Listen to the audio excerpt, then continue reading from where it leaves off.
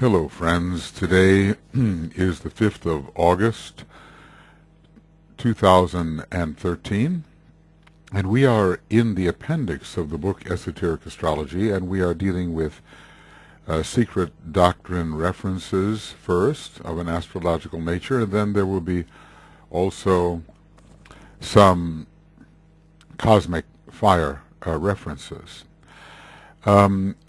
We've been talking about these hierarchies of lives that are correlated with the planets, and there do seem to be a whole raft of Ray hierarchies here. The 7 rays, or hierarchies as they are called, with the Prajapati or the Ray Lords being the origin of these hierarchies, and then they reach our earth through a series of downward steps or transformations or reductions of potency, so that lesser lives are taking the position within a stream of energy whereby they make possible the conduction or the conducting of that stream of energy to our planet and to the human being. We read here that, let's see, I'll put this in here, that each hierarchy furnishes the aura of one of the 7 principles in man with its specific color. Now this is a complex matter. Let us just say that there are different ways of naming the principles. This we see beginning in the late 250s, around page 260 of Cosmic Fire. There are so many different perspectives on what makes a principle.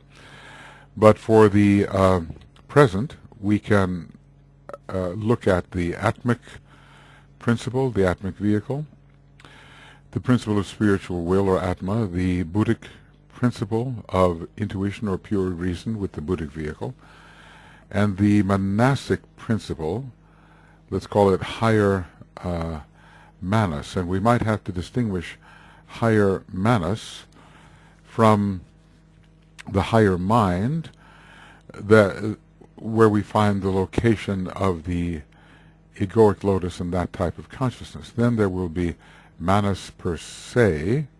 Well, maybe we should, kind of write these down a bit. Atma, Buddhi, that's Buddha, manas, and then,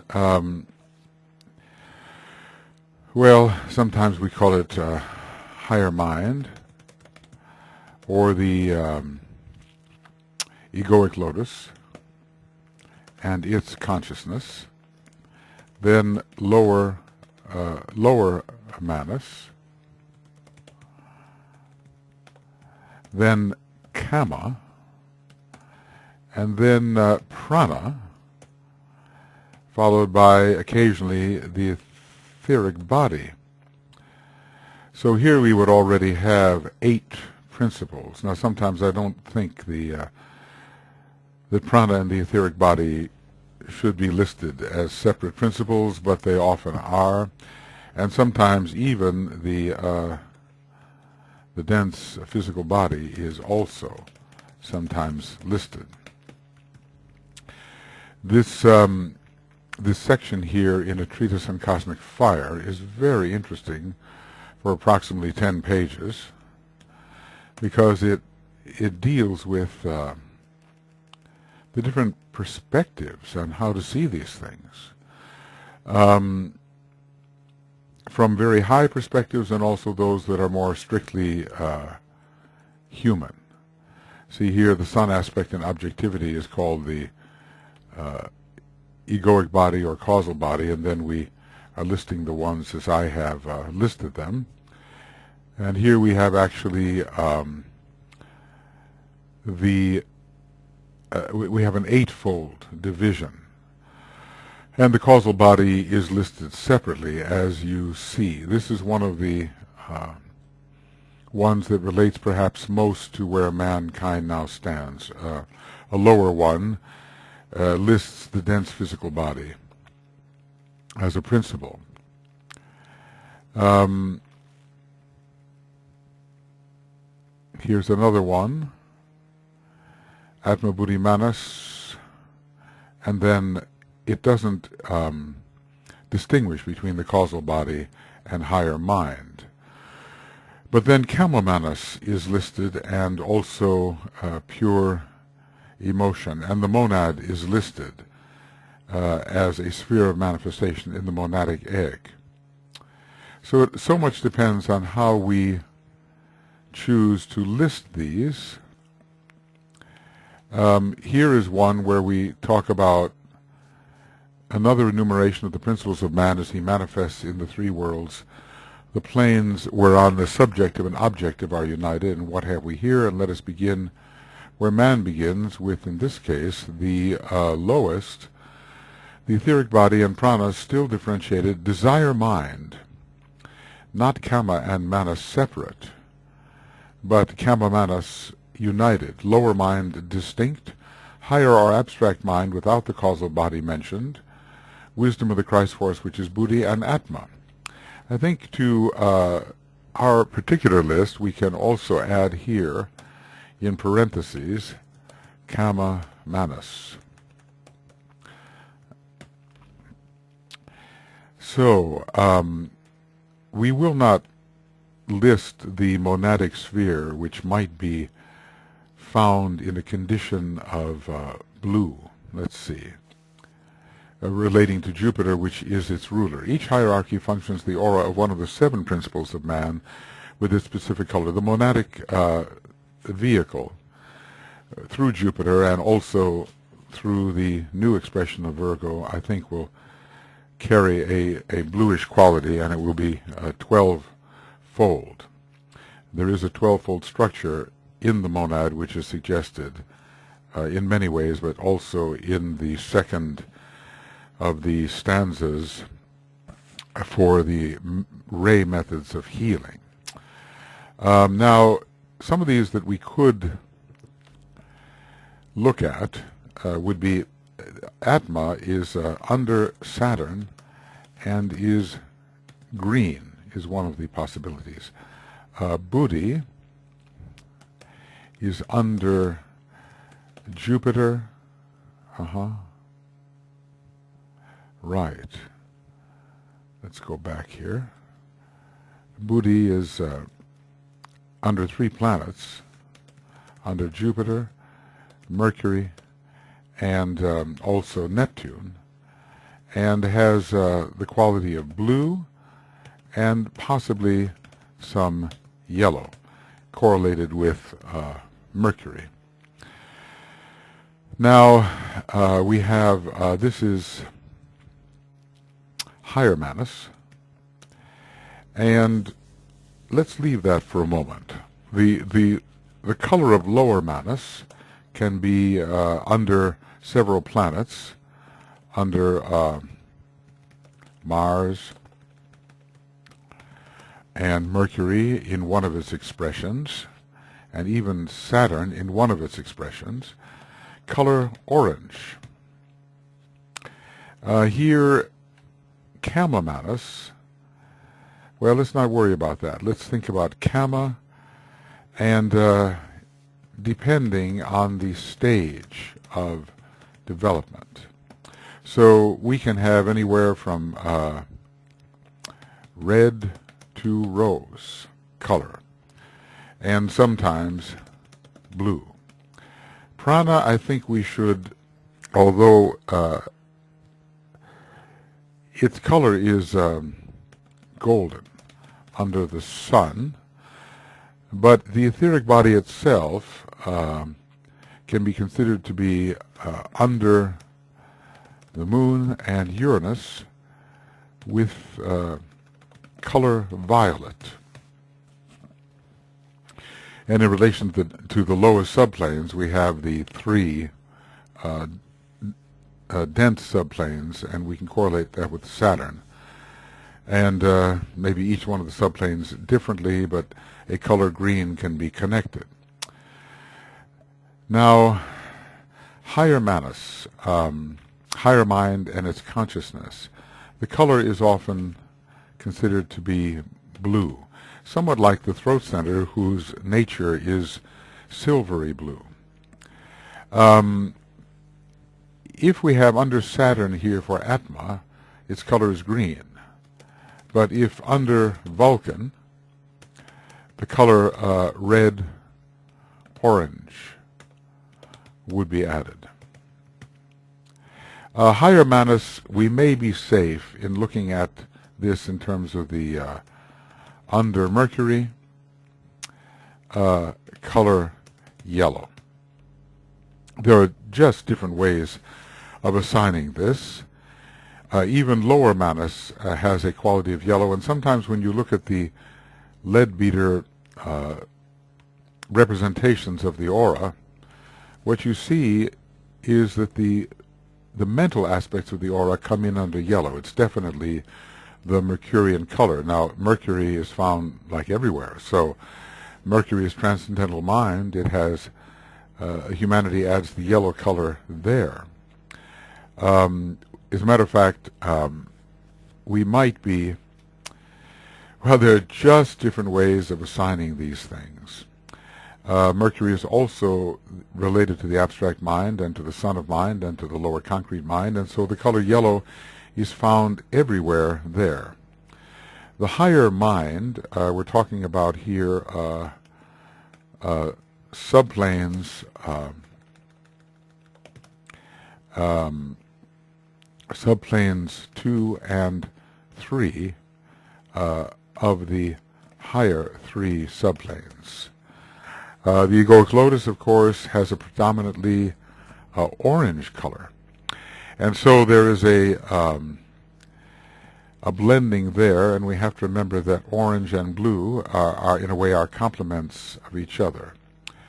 Egoic lotus and its consciousness blue, but orange is the predominating color of the egoic lotus.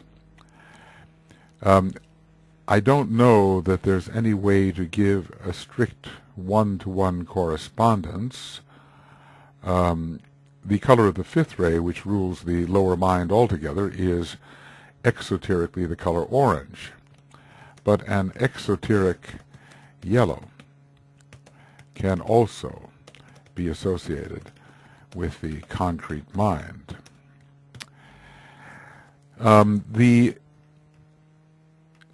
I think if we were going to add the monad, let's do it. Monad and its sphere, predominantly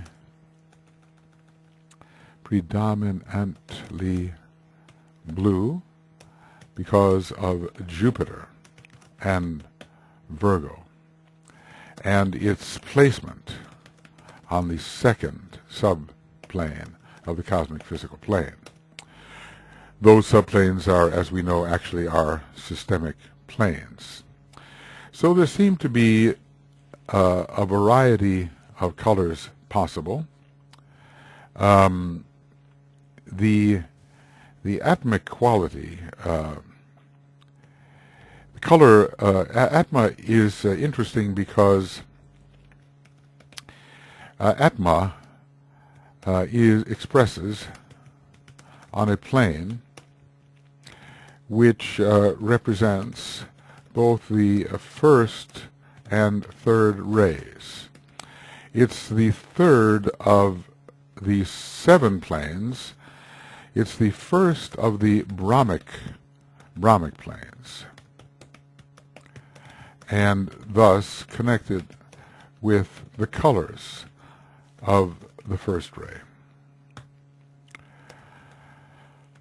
First ray. But the third of the 7 subplanes of the cosmic physical plane, and thus connected with the green of the third ray. And of course, we have Saturn's rulership, and Saturn is the green planet, or at least its color. It is the predominating third ray planet, and the color of this ray is the green. Buddhi, I think, rather than try to narrow the choice down too much and say it's exactly this, I'll just go with the couple or even three rays which can influence the auric expression. Because Buddhi really does come under all three of these planets. And but Neptune can be looked at as deep blue. It has a rose connection, but it is the bluest of all the planets, and while Jupiter is not blue, the second ray that it represents is blue, and Mercury is yellow. So blue and yellow are important in Buddhi, and somewhere I think it's in Cosmic Fire, the Tibetan looks at vibration, light, sound, and color, and arranges them on different planes.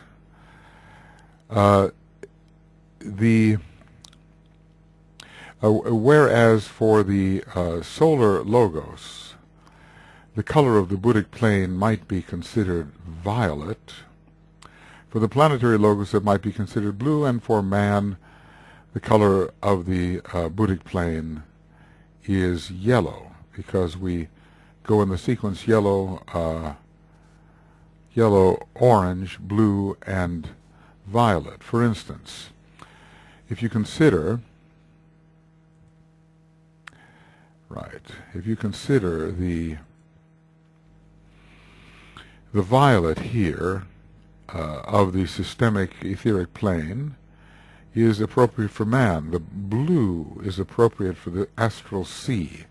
The orange of the fifth ray is appropriate for the lower mind, and then, well, in a way, orange can rule the entire mental plane, because even the major color for the egoic lotus is orange first, and you'll notice that it is the color that shows up in the majority of the petals. It shows up in, I think, just about every petal. And then the yellow would be found here for man, and as far as man is concerned, Buddhic yellow is very important. But we cannot leave blue out of the picture, because there's such a strong love-wisdom emphasis, and the color there is blue. So going down then further, higher Manus, under Mercury, yellow. If we but the possibility of an admixture of green for ray, third ray,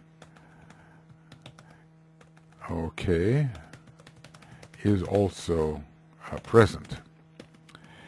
However, if we look at the higher mind, which consists of subplanes 2 and 3, blue is often given in combination with orange, and lower Manus, quite orange, but exoteric yellow can be found. Interestingly enough, if we turn to the Esoteric Psychology Volume 1, we find yellow, exoteric, and there's only one place where that's found, and it should be actually in the it should be found actually here around page 420 in the appendix. Let's see if I can find that. Yeah, this is interesting. For ray 3, the esoteric, ray 5, esoteric yellow and esoteric, I think there's a mistake here. Is that possible? Because usually we should not have two esoterics. We should have an exoteric and an esoteric. And I believe in the book every one of them is divided in that way, with an exoteric color and an esoteric color. So I think there's a mistake here under Ray 5. I don't have the book handy right now, but yellow, I think, is connected exoterically with Ray 5 and hence with the lower concrete mind. Red and rose are found here for the Ray 6. That makes sense with the lower Martian vibration represented by red. Maybe not the same red as the first ray. The exoteric color is orange for the first ray, and in a sense, if you consider the Atmic plane, it is Ray 1, but it is more exoteric than the logoic plane. But there as well, we'd have to have some sort of brilliant yellow for the solar presence, and that would fit very well in one way with the sequence yellow, orange, blue, and violet. But that's another story. It's all about how we can get the color from the solar logoic point of view, the color violet, onto the Buddhic plane, because in a way it represents the lower ether of the solar logos, just the way for man violet represents the systemic ether, or the lower ether on the systemic plane. So if we are desiring strictly a method of giving a one-to-one correspondence for each aura, I think it's because the points of view are changing constantly that we cannot do that. But the Atmic principle, I think, has a strong green with it, as well as possibly the orange of the spiritual will under Vulcan. Vulcan is sort of red-orange, and Vulcan, yes, as I said, red-orange. Jupiter, monadic vehicle, primarily blue, but maybe this would be modified somewhat depending upon the ray of the monad as it expresses on the monadic plane. There might be another type of expression higher. The Buddhic vehicle, yes, yellow would be good for man, but the love-wisdom part relating to the blue. Higher Manus under Mercury, possibly yellow, but the green would be there as well. Much will depend on whether should we include the first subplane of the mental plane of the systemic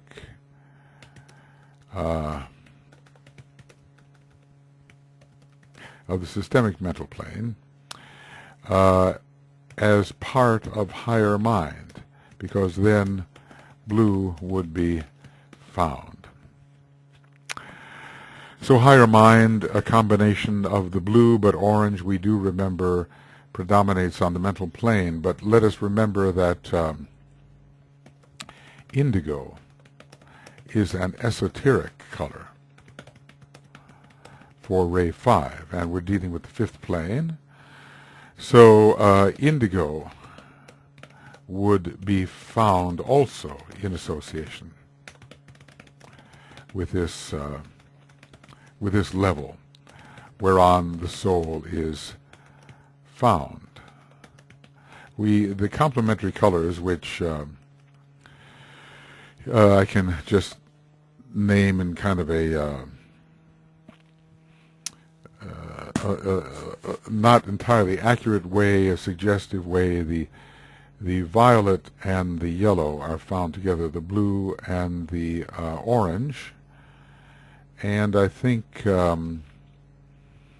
indigo will also be found. I suppose we could say, we could look it up on Google. Google seems to be a great source of such things.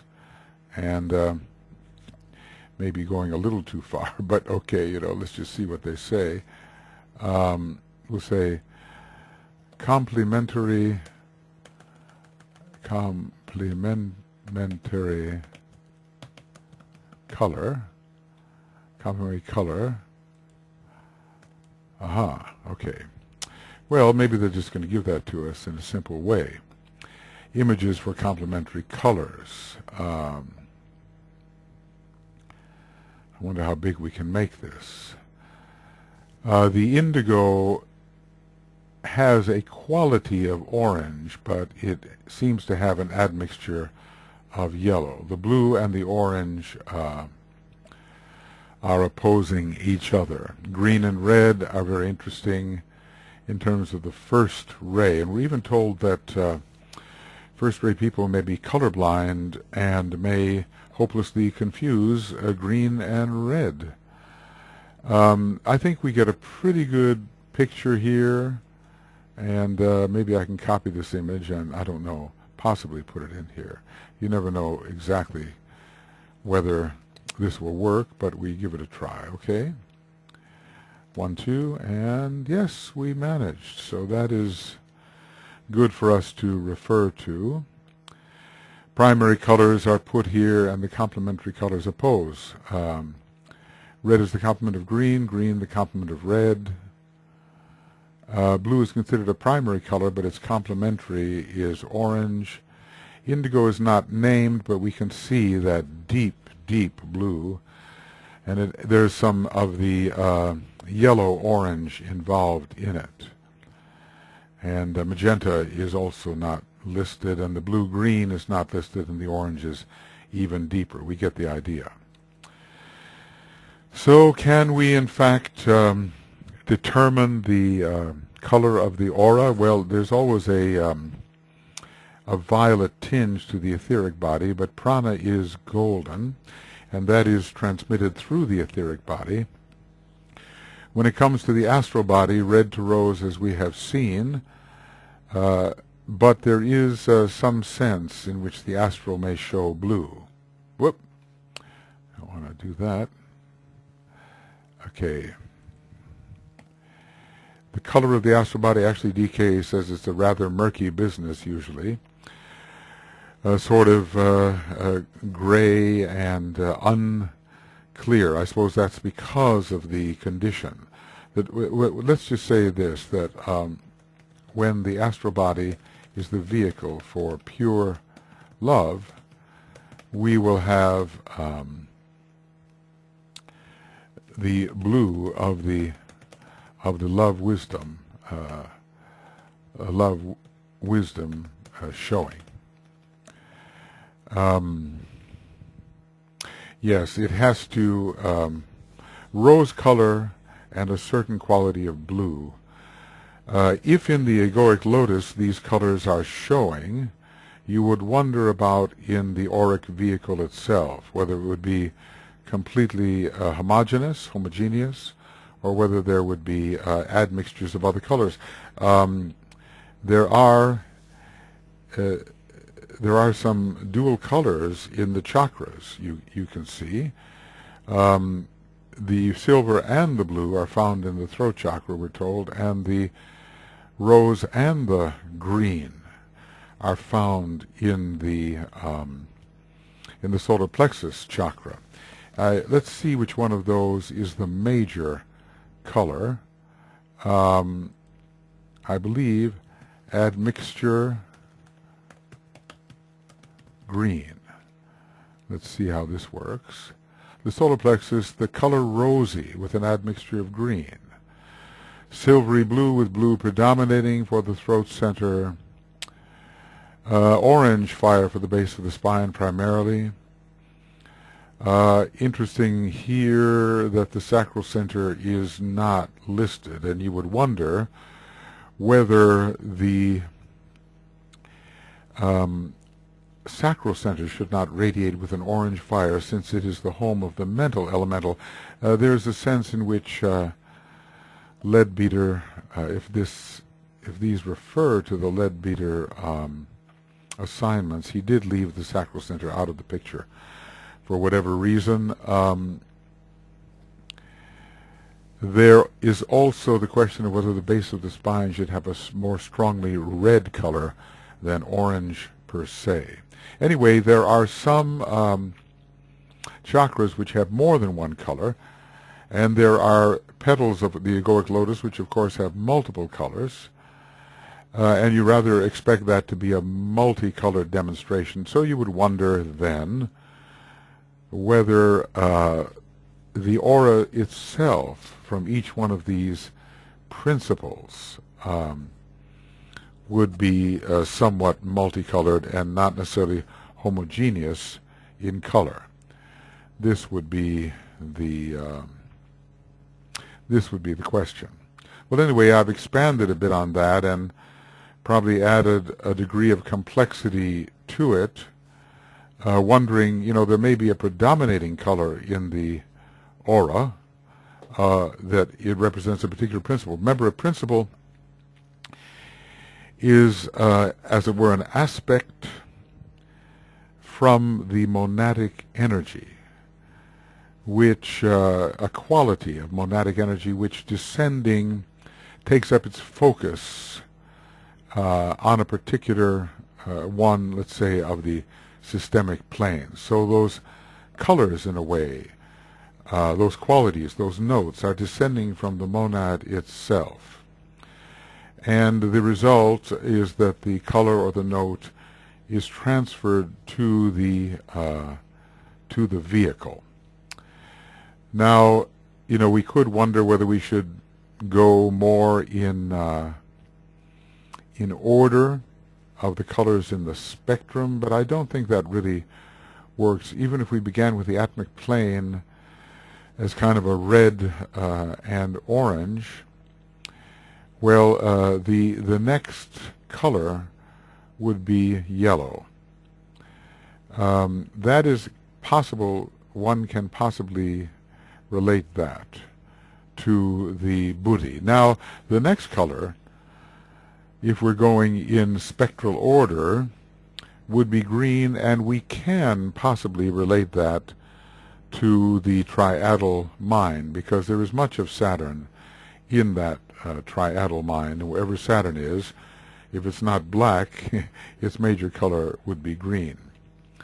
But then we would go on to a blue, and the blue can be associated with the higher mind.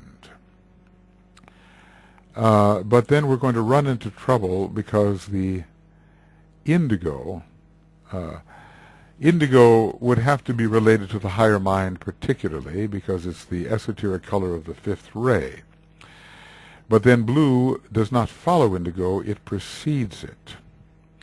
And I think we have difficulty relating either blue or indigo to the lower mind, where it's almost like we have to begin again with orange. And then rose has no particular place in the spectrum. It is a lightening of the red. So that is what happens as the Martian influence abates, and the Venusian influence, which we always can connect with rose, begins to take over in the astral body. Finally, we end up with a violet in the area of the etheric body, and maybe the day will come when indigo does characterize the astral body, because it will be such a pure reflector of love, because we tend to move, don't we? If we look at this color wheel, we tend to move from indigo to purple, or let's call it, violet. It's a lighter shade of purple, we might say. So it doesn't work exactly. The monad, I think, because it's largely the home of the, well, there's a way to think of it as the home of the heart center of the solar logos. And whether it should be blue or indigo, well, we can leave that fine discrimination for later. But we learn in chart number 8 of a treatise on cosmic fire that the human heart center is located on the second subplane of, let us say, the etheric plane. There it is. The heart center is right here. So if we're dealing with a much greater being in terms of a much greater plane, well, there's every reason to think that a kind of heart center could be found here. And the heart, well, the heart chakra itself has this sort of golden yellow color, but the quality of the energy is the deep blue, the second ray of love wisdom. Perhaps a somewhat lighter blue, but not entirely light blue, should be associated with the emotional vehicle. So I guess what we see is there's no way to get a hard and fast color assignment to every vehicle which is generated by one of the human principles, but certain of them have colors which are traditionally associated and seem perhaps more enduring in that association than others. Certainly the violet of the etheric vehicle is one of those, and I think the general blue of the monadic vehicle. The Atmic vehicle as green is an association, I think a pretty good one. Yellow has an ongoing association as far as the human is concerned with the Buddhic plane, but there's more to it because of the love wisdom ray and the possibility of the blue there. And of course Atma has a Vulcanian quality to it. If we want to look at two planets of spiritual will, Saturn and Vulcan are very strong contenders for that. And you can imagine that the color of Vulcan is not green.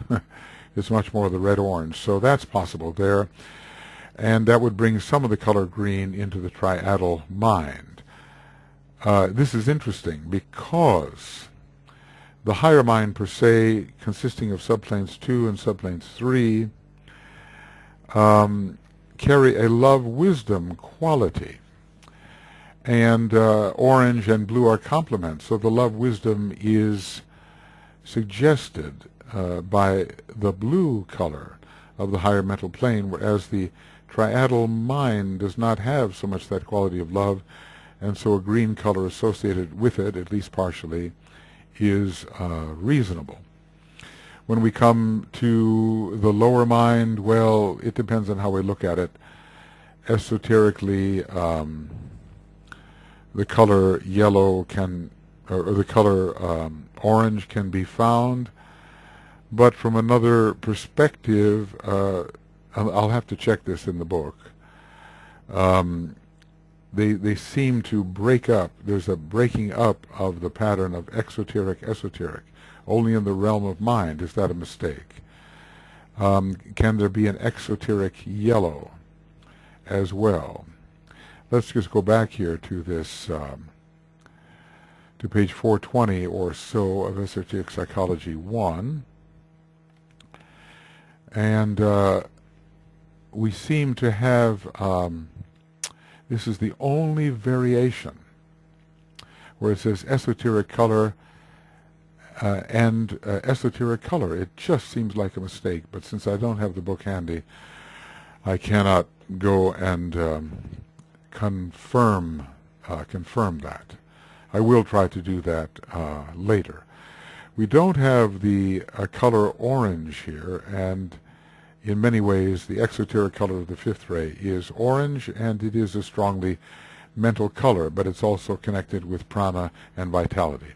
So the intermixing of qualities, their fusion, their blending, make a one-to-one color assignment, perhaps satisfying for the concrete mind, but difficult to arrive at if we actually think of the many color associations. And the same would be true of sound and the musical notes associated with the different vehicles.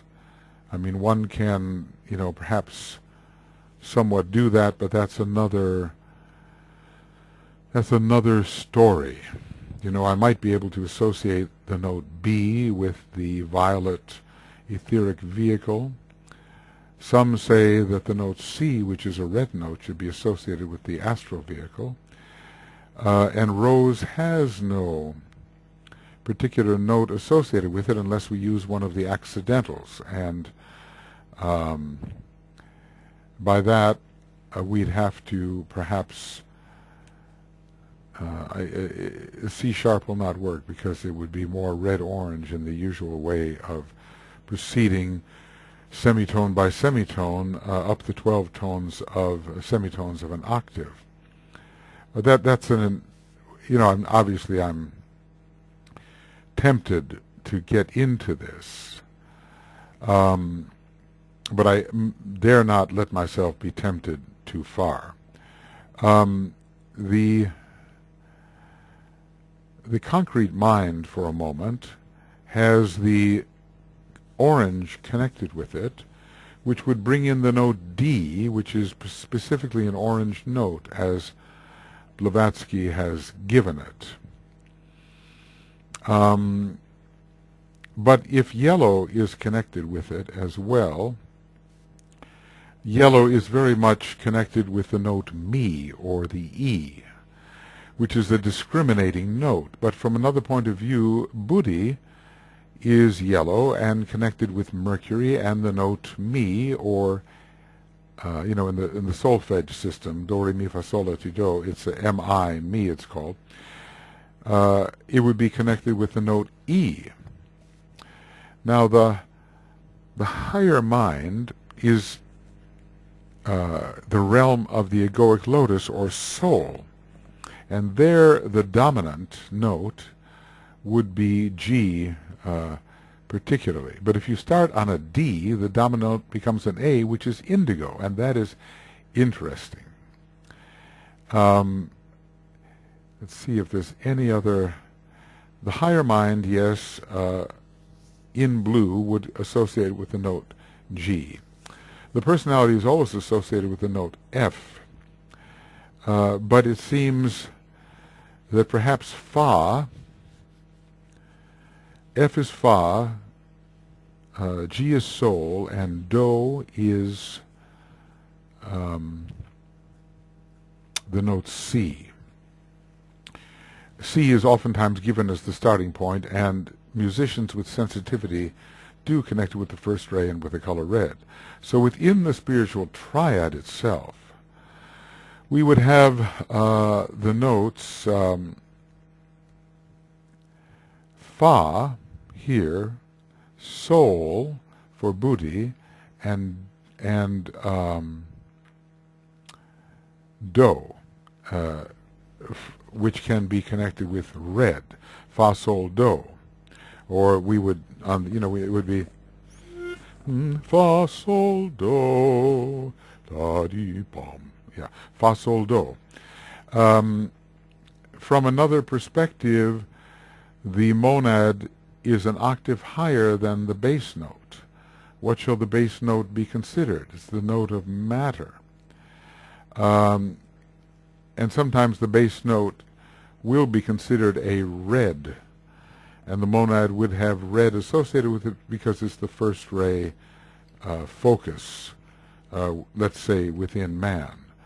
But generally, because it's on the second subplane and associated with Virgo and with Jupiter, the blue is more convincing. But when you look at the spiritual triad, the green here at the monastic permanent atom, the blue at the Buddhic permanent atom, and the red or red-orange at the Atmic permanent atom make quite a bit of sense. So HBB is going to tell us that these assignments have not been given correctly. And of course she's right about that. Let's just say Blavatsky color assignments. Let's see if there's anything that we'll get from that. It's in the Blavatsky Wikipedia about the first spiritual temple, secret doctrine, color assignment. Maybe not, but there is a third volume of the secret doctrine. Blavatsky, and let's just see, color, if we spell it that way. Color of principles. color of principles, and then Blavatsky. I don't know whether this book has made it into Seven Principles Blavatsky. Let's take a look. And the books by Blavatsky on Keely, they would be very important as well. They say that Keely was so far advanced in his understanding that there was a danger that he would reveal too much. The seven principles here. Now, in this place, Atma is considered green, Buddhi blue. I think that is not a good assignment. But we're not seeing the colors per se here. Here is a place that the Linga Sharira. Let me put this here. Okay. In our text, it will be interesting, and this is from HPB apparently, from HPB. The Linga Sharira is the etheric body, and its colors, let's see if I can get this correct, is violet, and that we have discussed, and the moon is given in relation to violet also by the Tibetan. Higher Manas, sure enough, indigo. And the great auric egg, I suppose, blue. But the fifth ray, I think, is, let's see, is this really from Blavatsky? That's the question. I'm really not sure that it is. The numerical order divided into the spiritual triad and lower quadrant is the order in which we could think of them in regard to ourselves and our lives. Who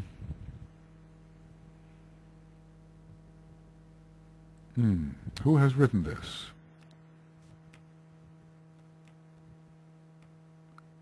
Is this HPB?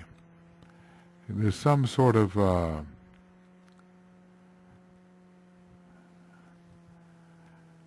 there's some uncertainty here, but it may give us some kind of, the Kamarupa is the desire body, and its color seems to be red and ruled by Mars. Fair enough.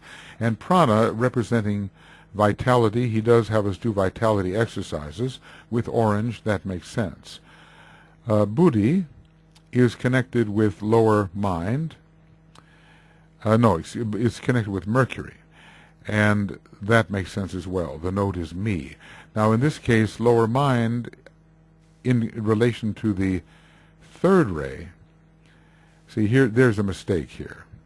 This is from HPB, and I'll just say question. We cannot put green in relation to the fourth ray. It is incorrect. And what the person here is doing is simply beginning with and proceeding in spectral order, and that somehow connects the heart with the color green, and maybe because it's the fourth chakra, they talk about the fourth ray, but the fourth ray is definitely not involved, nor the fifth ray with Jupiter, though the sixth ray is involved with Venus and the seventh ray with the moon. There are some suggestions here then that are correct, that with the desire body, red can be involved with Mars, with prana, orange, yes. With the Buddhi, yellow, yes. There is a reason to assign lower manas, and we can say lower manas may relate to green, but not to the fourth ray. Lower manas and Saturn do have a connection. Much depends on what we mean by the auric egg. If it is the entire auric egg, it belongs to the monad and to Jupiter, but certainly not to the fifth ray. A higher manas, indigo. Venus has a sixth ray quality to it, but there's also an orange quality we know, and Linga Sharira, violet is correct. So I'm not exactly sure where this assignment came from. Suffice it to say, the color language is really intricate, And we can satisfy our mind by saying, thus it is, thus it is, thus it is, and hold on arbitrarily to an arbitrary sort of table of color assignments. But if we go into it more deeply, we cannot be satisfied with the usual color assignments. I think that Atma is not listed here. And if the monad is listed, it looks like the preeminent auric egg, which might be blue in general. Well, I've certainly, I know, introduced enough complexity into the situation to show that it is not easy to make these assignments, and I've come up with several colors for each one of the aspects of the aura. And I think there's a justification for all of them. What is interesting to me is that sometimes we say, well, the third ray is green, but the amazing thing is that when DK is talking about the colors of the three principal types of monads, he gives red to the first ray monad, blue to the second ray monad, and yellow to the third ray monad, and not the color green. So when you come right down to the lower mental body, there is reason to associate yellow with it as well as green, and certainly the color of the fifth ray, which is orange. Well, okay, that was like one sentence, and it took most of this program. But okay, we will go on just a little bit here and try to, Each of these hierarchies is the ruler of one of the sacred planets. Now, what does it really mean by that? Each of these Ray hierarchies? Because there are Ray lords, let's just say, each of the Ray lords, of the planetary Ray lords,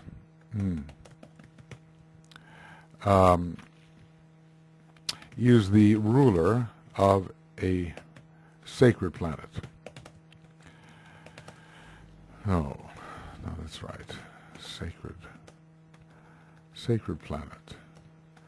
I'd like very much to know what is the word sacred planet in the autocorrect. Sacred planet is SACP. Okay. Yeah, there we go.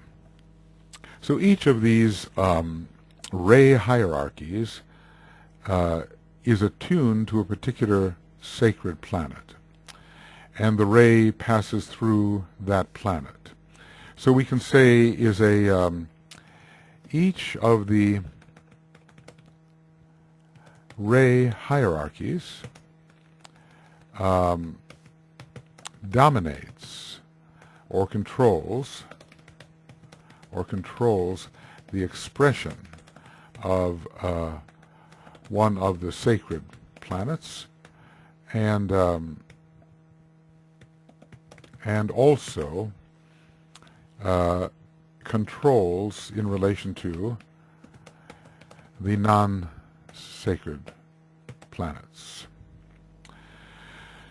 So we do have 7 of these Ray hierarchies in 7 colors, and we'll do it this way. There are 7 of these Ray hierarchies in 7 colors. Now, the real complexity enters when we ask how many lives it takes. How many lives of a Devic or other nature does it take to actually transmit the ray of a planet until it reaches the human being? And that same kind of question can be asked of the rays of the constellations in an even higher and more complex way. Maybe for our practical purposes these rays all begin with the 7 spirits before the throne of the one about whom naught may be said. And rather than being planets or planetary lords, they are constellational lords, these 7 spirits before the throne. I think that would be, because in our solar system, the 7 spirits before the throne of the solar logos are the 7 sacred planetary lords. So before the one about whom not may be said, they would be 7 sacred constellational lords, probably just the way we have non-sacred planets in our solar system. So our local one about whom not may be said has non-sacred constellations, each contributing its important part, but not considered to be one of the major distributors. So we know that there are all kinds of energy transformations in the downward transmission. There are all kinds of energy transformations in the downward transmission of a ray energy to man, let us say, or a lower kingdom. And what kinds of lives are involved in those transmissions? I mean, you know, we have, when we think of in cosmic fire, we have transmitting devas, we have building devas, manipulating devas, and then we have the passive lives. The will of the soul is transmitted through all of the 3, transmitting, building, and manipulating, until the passive lives are reached. So we're coming from very far out in space. We're coming from planetary lords, and even more from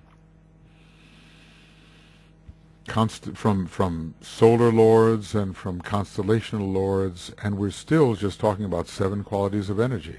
How do they reach us? And that's a question for the, I think, for the superphysics of the future. Okay, but for practical purposes, we know, let's look at it in the most practical sense. In the most practical sense, we have all 7 sacred planets ruled primarily by one ray, which is at present the strongest.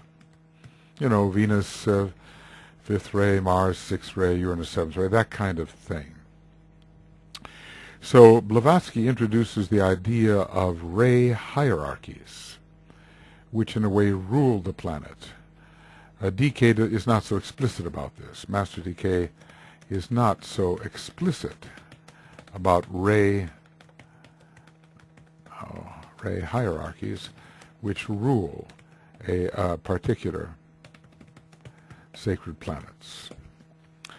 But obviously he was talking with her and was giving her information, and this idea of Ray hierarchies and all their means of transmission is implicit in what he says as well.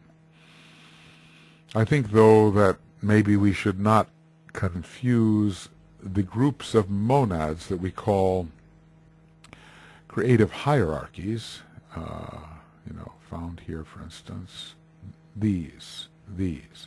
We should not, even though they have to do and are ruled by certain planets and rays, we should not consider these hierarchies the same thing as the ray hierarchies. At least that's my present point of view. I think we should not consider the creative hierarchies the same as the ray hierarchies. Thus, astrology came into existence on a strictly scientific basis. Well, what can be meant by that? You know, because usually when we look backward, we think, well, there was no science before, just a while ago. Such is our rather myopic view of history, that we think that everything since the 18th century, or prior to the 18th century, was not scientific at all, and that only real science only began, you know, a couple 300 years ago. But let's just say, what is science? You know, and science, science in one way is the pursuit of exact knowledge.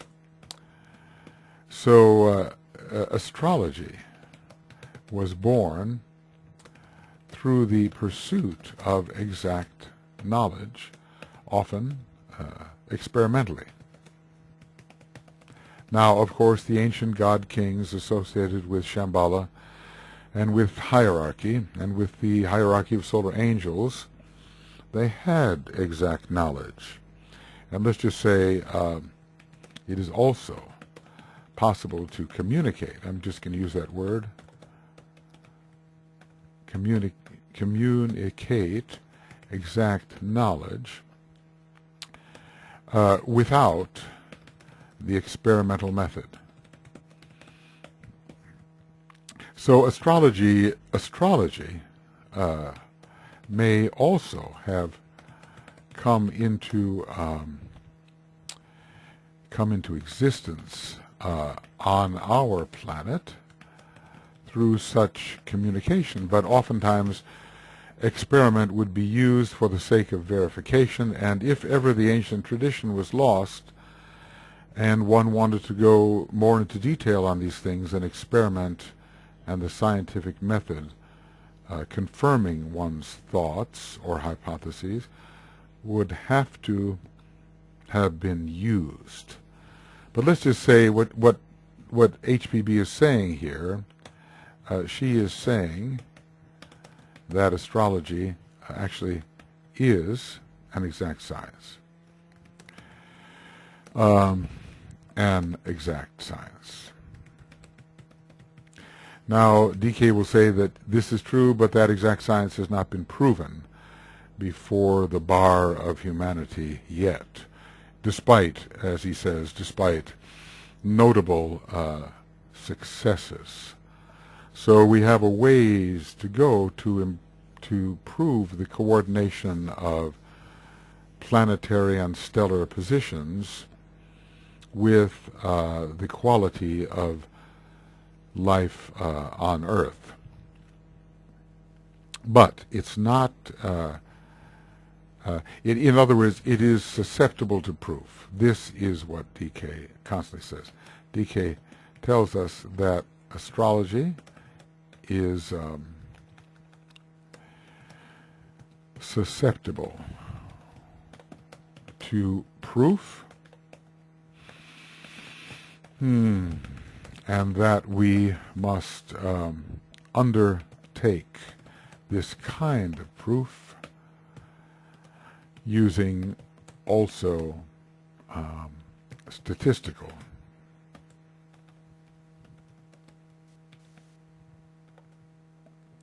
I guess it will be interesting to see how much we have forgotten once we get into the inner worlds. We will see all these things that we have to verify and reprove to ourselves are already known to us in the inner worlds. Such is the resistance of matter to the light of knowledge and the light of wisdom. But we are attenuating the density of matter, and so the permeability of true light and knowledge into the outer worlds will be obviously increased as the centuries go by. All right, friends, so this is the little bit of a surprise for me too, but the end of Esoteric Astrology Adventure number 150A, and we are on page, well, we haven't made much progress, have we, in terms of pages? Oh, goodness, there seems to be a lot to comment on. We're on page 638 of the appendix. That's where we are at the moment. And what I'm doing, 638, and beginning of Esoteric Astrology Adventure 150B, page 638. And what I'm doing is free associating and synthesizing and taking general statements by HPB, maybe, and some specific statements, and trying to make links to what we have studied with the Tibetan. Probably her statements can give us new insights into some of what the Tibetan was stating, and of course the Tibetan who went into it in much greater detail, being an expert esoteric astrologer, I would say in the astrological department of hierarchy, so it seems, can throw a great deal of light on what Blavatsky is trying to say here. In a way, she had to write the first installment of 3 installments, and in many respects she had to write in general. And maybe her knowledge itself was not adequate to write as a master would write, even though I think in many respects he was her amanuensis. Okay, we'll come back in a little while.